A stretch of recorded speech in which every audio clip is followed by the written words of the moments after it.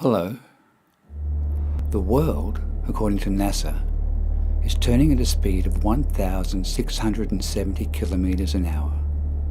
That's faster than the speed of sound. This is what the speed of sound looks like.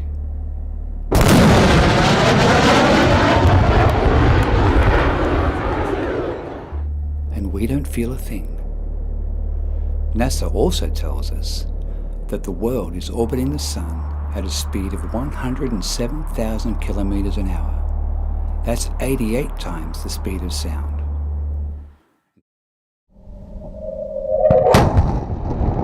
And still, we don't feel a thing.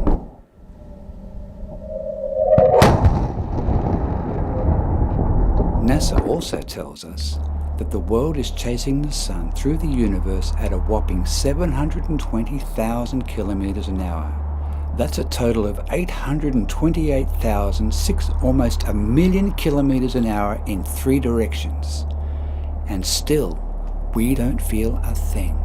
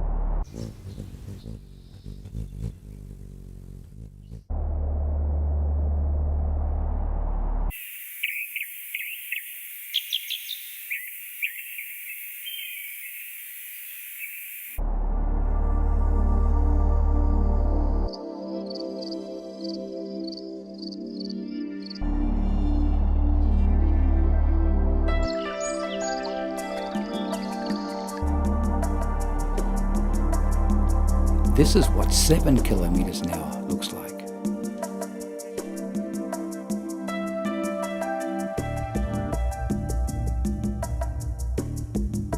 With all those big numbers NASA is giving us, if things don't add up, it's time to subtract. We are not moving. There is a crisis in cosmology. Usually in science, if we're off by a factor of 2 or a factor of 10, we call that horrible. We say something's wrong with the theory. We're off by a factor of 10. However, in cosmology, we're off by a factor of 10 to the 120.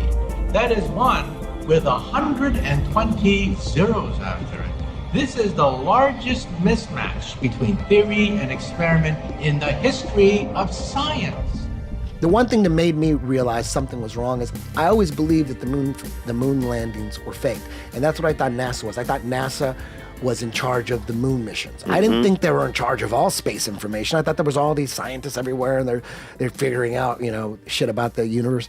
I was looking into it and I realized, oh shit, all these pictures of Earth from space, they're all CGI composites. And NASA admits it. They go, oh, you know what? We take the images and we take this information strips and then we get an artist to put together. I'm like, wait a minute. You guys aren't even getting real pictures of the fucking Earth from space? I go, I had the picture of Earth where's from the space. bootlegs? Yeah. Where's them fucking space bootlegs? And you get the Earth on your iPhone. That's the default. And I realized, damn. Then I started tracing these pictures back to NASA. Then I realized, wait a minute, NASA is controlling all our space information? I go, NASA does that? I thought they just did the moon and the space shuttle. Yeah. And NASA's gutter, dude. They've been around for 60 years. They've been to the moon allegedly 4 times. No, 6 times. 6 times. Yeah, 6 times. And then they destroyed all the technology? Yeah. Come on, man. Dude, that's the worst. Man. If that was a business, you'd be like, this Come on, is man. You yeah. guys are, you know what? They had to say they destroyed it. What are they going to say? Yeah, what else are they going to say? What are they going to let people... they destroyed all the video, the raw video footage, the raw audio footage, all the telemetry data which tracked where they were in space. But why would they lie? Governments desire to be and want to maintain themselves as the ultimate authority in your life. Governments want you to rely and only believe in them and their institutions. They will only tolerate religious freedom after it's been weakened and watered down. They have done this with their evil trinity, the Big Bang Theory, cosmology, and evolution. With gravity, the answer to everything, their false prophet. I would like you to meet two veteran astronauts, veterans of multiple space shuttle and space station missions. Here they are doing a simple live Q&A with school children. Watch closely the body language of both men as they are asked a simple, honest question. Their reaction reveals that they don't know the answer, each waiting on a cue from the other. In space, have you ever looked away from Earth into the black void? So because you can see, because you can see the stars. Oh yeah. Let's watch that again.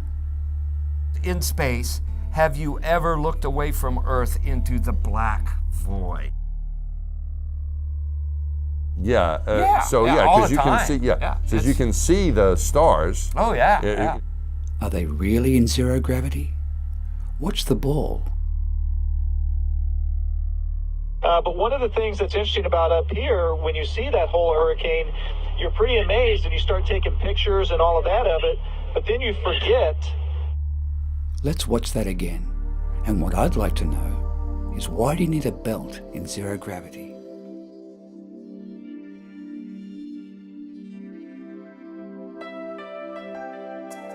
So how do they do it?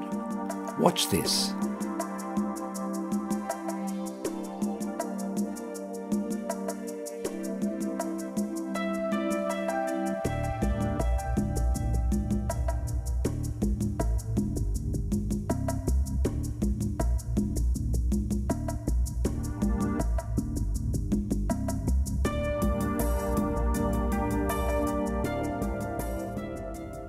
Meet Buzz Aldrin, the second man they tell us who walked on the moon. I remember very clearly, I think anybody who was alive at the time does, I remember my parents waking me up and we went down and we watched you guys land on the moon. No, you didn't. What?